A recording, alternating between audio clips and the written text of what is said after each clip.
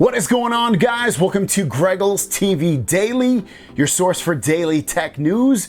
Make sure you subscribe so you know what's going on in the world of tech. When I say every day, I mean 7 days a week, 365 days a year. Let's get into the news. First story of the day is Des from T-Mobile has done a unboxing, not really unboxing, but a showcase of Samsung products. Specifically, I think the ones that at least that I'm interested in, and probably you will too, because there's not a lot of information on it, is the Samsung Galaxy Fold 2. I'll put it in the video down below. The timestamp is around 22 minutes of that video, and he shows off the phone, closed, open.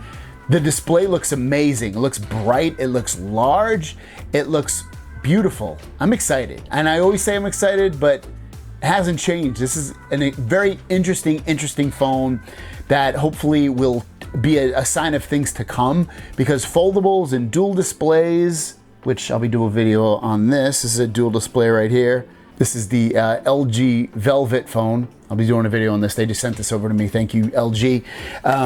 It's a future of things to come, to be able to get more done with your mobile device. And speaking of getting more done with your mobile device, Microsoft Surface Duo, it's an Android phone / tablet, whatever you want to call it, but ultimately it is a phone, and we've been talking about it for months at this point. The pre-order went up today. It's $13.99 for the 128 gig, and if you want the 256, it's going to be $14.99. The prices are crazy expensive, especially when we talk about some of the specs that are inside. So let's talk about things about this phone. We'll do some tweets, and then we'll show some official, which the tweets are official information, and then we'll look at official website information as well about this phone. So just quick Surface type things on here, no pun intended. There's no NFC in this, meaning you won't be able to go up to like a Google Pay terminal and use it. No optical image stabilization built into the camera. It has electronic image stabilization. It comes with a Snapdragon 855, which is last year's processor. 3577 milliamp battery, so kind of a small battery. A mono speaker, meaning there's no stereo speakers in this. 18 watt fast charging, which again, if you compare that to something like Samsung, they have 25 watt and 45 watt fast charging. That's kind of a disappointment. It's two 5.6 inch OLED displays that measure out when they're together to be about 8.1 inch. Pixel Sense Fusion display, as they call it. It does have a 360 hinge, which is going to allow you to, exactly what it says, 360 degrees, the hinge will work. One camera, and it's 11 megapixel f2.0 aperture camera, so you're not going to get an ultra wide or anything like that. It does come with 6 gigabytes of RAM. Like I said earlier, storage is 128 and 256. 6 gigabytes of RAM is obviously tiny, especially when you consider most phones now, especially flagships, have at least 12 gigabytes. Android 10 with Microsoft Surface Duo UI. September 10th will be the actual delivery date / release date for that phone. Now let's look at some official specs on this phone. Now you can pause the video if you want as I go along, but ultimately you'll see that the resolution on this 1800 by 1350 with a 401 pixels per inch with Gorilla Glass.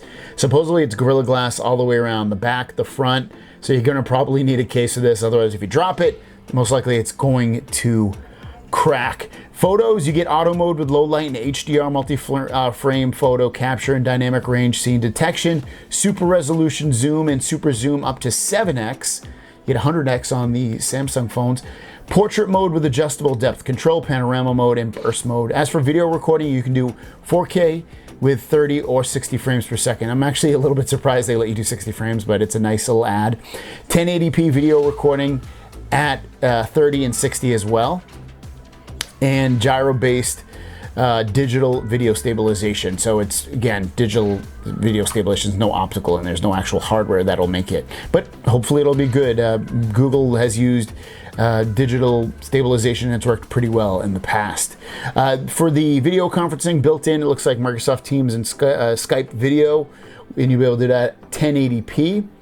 It'll be available unlocked, and it'll work with AT&T and T-Mobile. It should also work with Verizon too, because when you go to the pre-order page, it does say Verizon on there. If you want it locked, it looks like you'll have to get it for only AT&T. Wi-Fi, you can get it on 802.11 AC, so Wi-Fi 5, no Wi-Fi 6 on this. Not the end of the world, but it's something to take hold of. Bluetooth 5.0, which is one of the newest Bluetooth abilities. Then you also, if we go down a little bit here more, it'll come with the Snapdragon 855, like I said, USB-C 3.1 charging, so that's new. The internal storage is UFS 3.0, again, fairly new. It's definitely not 2, so that's a good thing about this. The speakers, like I said, are mono, but it does have a dual mic, noise suppression, and echo cancellation optimization for productive use for all postures. Best in class full duplex communication for voice calls and hands-free mode. It has Qualcomm aptX adaptive for audio. Preloaded Microsoft apps. You can see you're going to get the Microsoft Office suite. That includes all those different apps: Outlook, Teams, OneDrive, Edge, OneNote, To-Do, News, Authenticator, Bing Search, Intune Company Portal, LinkedIn, Microsoft Solitaire Collection. Well, who doesn't want to play Solitaire on their device? Surface Audio. It also will come with the Surface Duo UI core features, which is dual screen windowing, adaptive modes, app groups, Microsoft 365 feed, dynamic dock, universal search, adaptive camera, Swift key, keyboard, which I'll be switching that to Gboard because I like that better. Your phone companion linked to Windows so you can stream your apps onto your Windows computer. Other pre-installed apps include all the Google apps that you would expect, including Gmail and Chrome and YouTube, contacts, messages, phone, files, clock, calculator, sound recorder, Spotify. If you get the AT&T version, you can see what other apps you'll have installed here that are AT&T specific.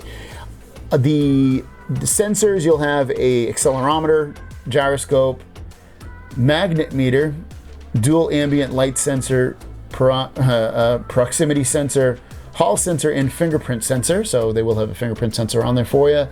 The video playback, obviously Chromecast support, video over USB-C, things like that. Looks like the color is going to be glacier, as I think the English people say, or I say glacier.